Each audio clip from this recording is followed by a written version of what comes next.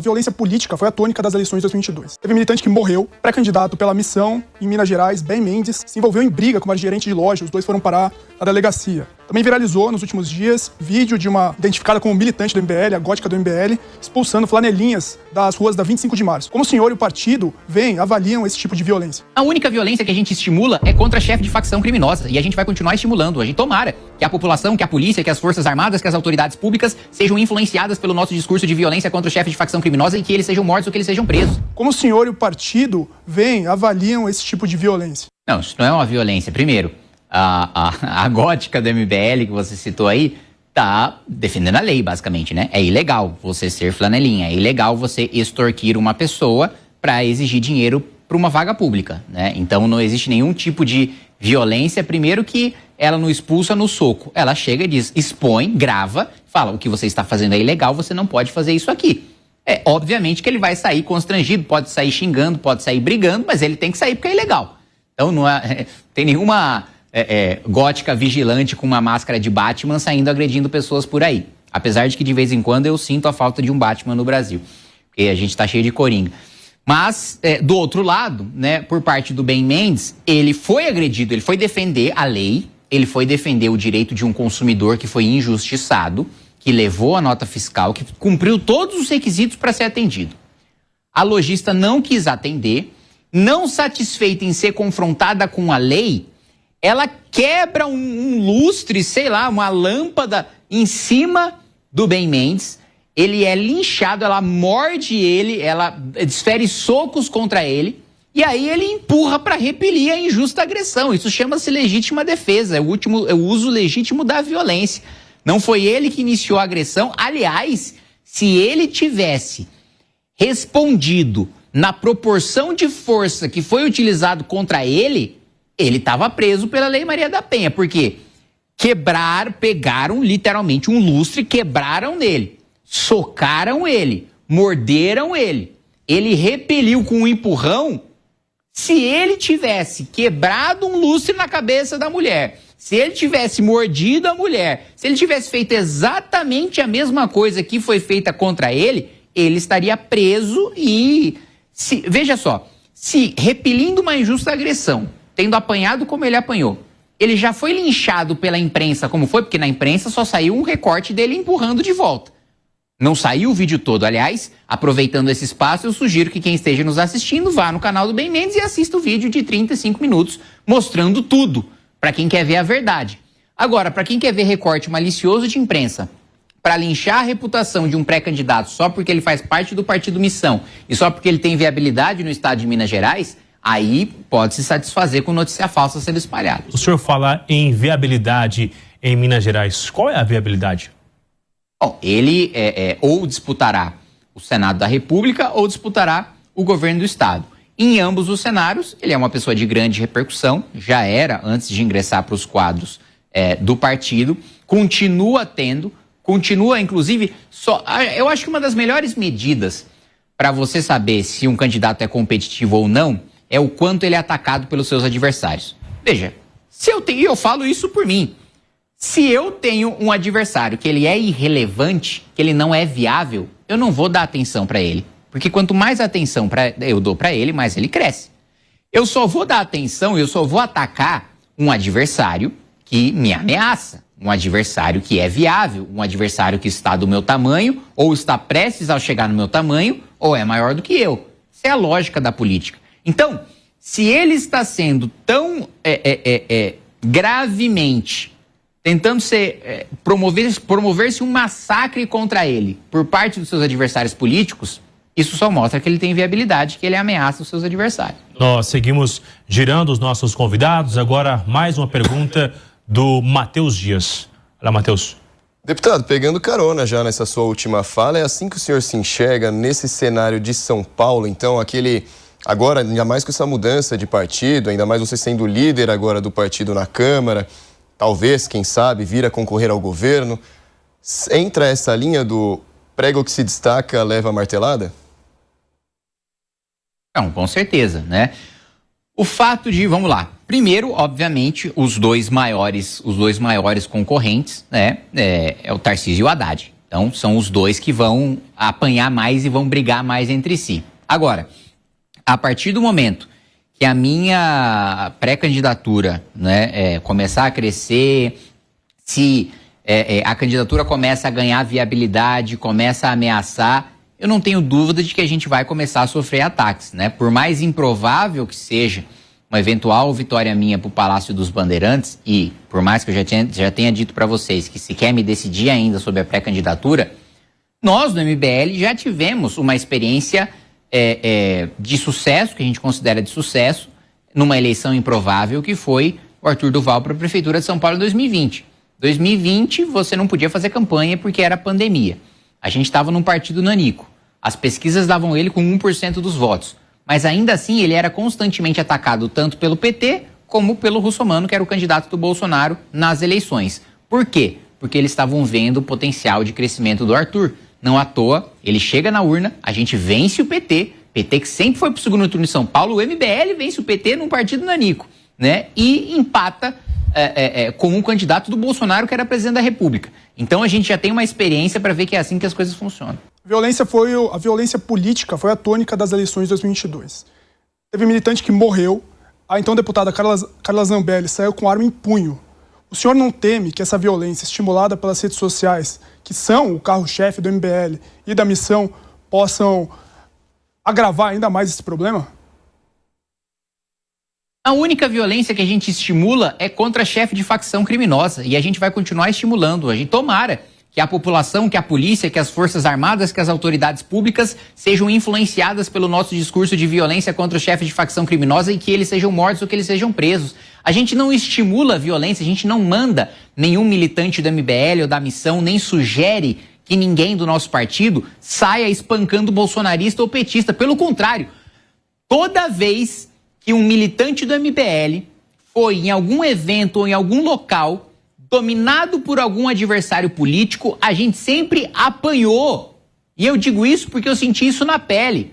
Quando a gente sempre foi acusado de violência, de atacar os outros, de ser agressivo, e a gente sempre apanhou. São recortes maliciosos da imprensa que são utilizados contra a gente para colocar essa pecha. Mas vamos olhar os fatos. Quando eu acampei aqui em frente ao Congresso Nacional para pressionar o presidente Eduardo Cunha a pautar o processo de impeachment da Dilma, o líder do governo, Cibá Machado, disse que iria para o palco a gente, que iam expulsar a gente da frente do gramado do Congresso. Mandaram a milícia do Guilherme Boulos, do MTST, para vir quebrar pau, pedra e jogar rojão em cima da gente. Eu apanhei do MTST. E sabe o que a gente fez? A gente ficou de costa. Por quê? Porque a gente sabia que se a gente reagisse, a narrativa da imprensa seria de que a gente partiu por cima do MTST. E ainda assim, a narrativa da imprensa foi canalha, mesmo com a gente virando as costas e apanhando, porque eles colocaram como se fosse uma confusão, como se fosse uma troca de agressões, e a gente só apanhou. Se a gente tivesse reagido, nem troca de agressão a imprensa teria generosidade de colocar. Colocaria que a gente teria agredido unilateralmente. Todas as vezes que o MBL foi promover debate, eu fui chamado para participar de um debate na Unesp, no começo desse meu mandato. Não consegui porque vieram me bater, né? Rasgaram o supercílio de um militante do Movimento Brasil Livre. Eu fui chamado, eu fui convidado, né, para ir lá falar, e gente de outro campus foi lá para me bater. Eu nunca bati em ninguém, nunca incentivei de bater em ninguém. A diretriz interna do Movimento Brasil Livre sempre foi: você vai apanhar, você apanha calado. E assim, como isso não está adiantando nada, eu acho até que a gente pode começar a mudar essa diretriz. A falar o seguinte: ó, se você apanhar, se defende. Continua com a diretriz de não bater em ninguém, mas vamos acabar com essa diretriz de só apanhar. Porque a gente apanha e ainda continua sendo denunciado pela imprensa como se a gente batesse, então pelo menos vamos nos defender. O senhor fala que não houve uma reação em relação a esse episódio, mas que houve uma narrativa. 8 de janeiro, houve também uma narrativa ou houve uma ação de fato? Não, no 8 de janeiro a gente não teve nada a ver, em primeiro lugar. Um ponto, estou dizendo sobre as narrativas que se colocam de fato se acontecem.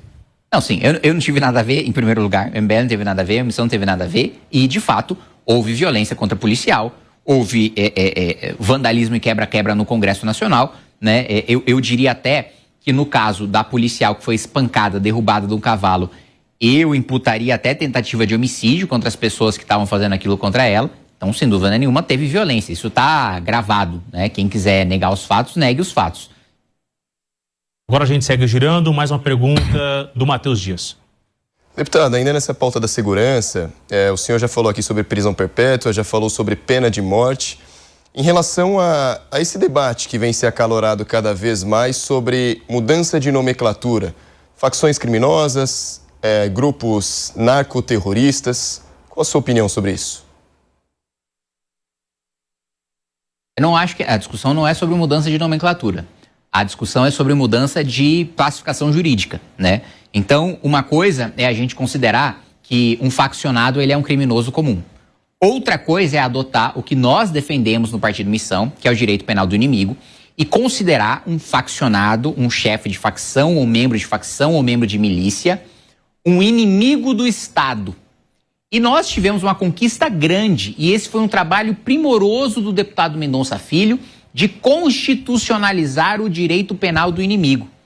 O que nós colocamos na PEC da segurança, com o relatório do deputado Mendonça Filho, primoroso, devo repetir, primoroso, eu li e cheguei a ficar emocionado, tão primoroso que estava essa redação do direito penal do inimigo, e incluí pela primeira vez no artigo 5º, nos direitos e garantias fundamentais, o direito da vítima, porque hoje só tem o direito do criminoso. Mendonça Filho colocou o direito da vítima, a ter uma pena justa contra o agressor, a ser ressarcida por aquilo que lhe foi tirado, né? O direito à justiça, né? Basicamente, que sempre foi negado para as vítimas. O que a gente defende, então, de mudança de classificação jurídica é o seguinte: se você tem um território próprio, se você tem forças armadas próprias, se você tem hino próprio, se você tem um fornecimento de gás próprio, de água próprio, de energia próprio, você não é um criminoso comum. Você é um faccionado que pertence a um outro país que não é o Brasil. Você é um invasor estrangeiro, invadindo o nosso território nacional. E que, portanto, você não deve ser tratado como um criminoso comum. Como um sujeito, por exemplo, ele furtou uma coisa numa loja, ele pode até ter roubado, mas ele não é um faccionado. Ele vai ser punido com uma pena dura, ele vai trabalhar dentro da cadeia, ele não vai ter visita íntima, ele não vai ter saidinha, todas as restrições que nós defendemos. Mas ele vai passar por um processo penal comum. Se você é um faccionado, aí a história muda completamente. O processo penal contra você vai ser mais rápido, vai ser mais duro, vai ter menos garantias e você será tratado como um inimigo do Estado. E quando você for enfrentado pelas forças policiais ou pelas forças armadas, elas não terão o mesmo cuidado, a mesma parcimônia que elas terão com criminosos comuns. Porque você é um inimigo do Estado, porque você não se submete às leis, ao pacto social da nossa Constituição. É como se o Paraguai amanhã decidisse invadir o nosso território. Nós entraríamos em guerra com o Paraguai. E na guerra com o Paraguai, a gente não iria prender os soldados do Paraguai para eles passarem por um processo penal aqui. Ou eles seriam os nossos prisioneiros, ou eles iriam morrer em combate. A mesma coisa vai acontecer com os faccionados, segundo a defesa jurídica que a gente faz do direito penal do inimigo, de que este inimigo estrangeiro, o faccionado, ou será tido como prisioneiro, ou vai ser abatido em combate, e a maior parte, naturalmente, será abatida em combate, porque a maior parte vai entrar em combate. Deputado, sobre a bomba atômica, assumindo que o Brasil tem a capacidade de construí-la e assumindo também que nações estrangeiras não invadam, não ataquem o país por isso, não é contraditório pensar o senhor defender saneamento fiscal e, ao mesmo tempo, a construção de uma bomba atômica? De onde o Brasil vai tirar dinheiro para construir uma bomba atômica? Não, por causa da diferenciação que eu falei para você. Gasto é uma coisa, investimento é outra. O saneamento que eu defendo é em gasto. Eu defendo corte de despesa obrigatória. Eu defendo, por exemplo, que seja cortadas emendas parlamentares, né? 60 bilhões de reais que são extremamente mal aplicados, na maioria esmagadora das vezes. A gente está falando de 60 bilhões de reais. Eu defendo corte de gastos com super salários também, que dá 15 bilhões de reais de dinheiro que eu preferiria até que fosse jogado no lixo do que fosse recebido por pessoas privilegiadas, como a gente tem hoje várias castas aí do Ministério Público, do Judiciário, privilégios com os parlamentares, gasto com um deputado que aluga um carro aqui, aluga um carro no seu estado, gasta gasolina aqui, gasta gasolina no seu estado, tem um apartamento funcional aqui ou recebe auxílio moradia. Tudo isso é gasto. E todos os que eu falei agora, gastos inúteis ou extremamente mal aplicados. 200 bilhões de reais em privilégios tributários para grandes empresários que têm poder de lobby no Congresso Nacional, no Palácio do Planalto. Só aí eu já te dei, quase 300 bilhões de reais por ano de corte de gasto, todos esses 300 poderiam virar investimento. Com esses 300 eu começo a fazer a bomba atômica. Se eu quiser, faço um presídio maior do que o Secote de El Salvador. De El Salvador cabe 40, a gente faz um de 80 mil aqui. Se eu quiser, com isso daí, eu promovo o maior programa de infraestrutura da história do país, mais do que a gente teve durante o período da ditadura militar, mais do que a gente teve de investimento na época de Juscelino Kubitschek. Se eu quiser, eu faço uma reestruturação de portos e de aeroportos. Se eu quiser, eu promovo o maior programa de qualificação profissional da história do país, técnico profissionalizante, repercutindo aquilo que a gente tem de melhores práticas na Europa. Se eu quiser, eu promovo isso em bolsas de iniciação científica e de financiamento de ciência de ponta, para a gente ter, como a gente tem hoje na medicina do Brasil, na pesquisa de medicina da USP, que está na ponta de linha, na fronteira do conhecimento do mundo, a pesquisa agropecuária que a gente tem na Embrapa, que inclusive eu estou ajudando num programa de agroespacial, né? O Brasil vai ter uma parceria com o programa Artemis. Olha que coisas grandiosas que a gente tem no nosso país que a gente não sabe, por causa de investimento. Vamos participar da missão Artemis ali, irmã, né? Na mitologia e também agora na tecnologia, da missão Apollo, para promover também o que a gente tem, para ter algo parecido com o que a gente tem também na aviação civil, que a gente também está na fronteira do conhecimento. Então, assim, se você me perguntar as fontes de recurso, o saneamento fiscal para fazer investimento, eu vou ter excesso de coisas para te falar.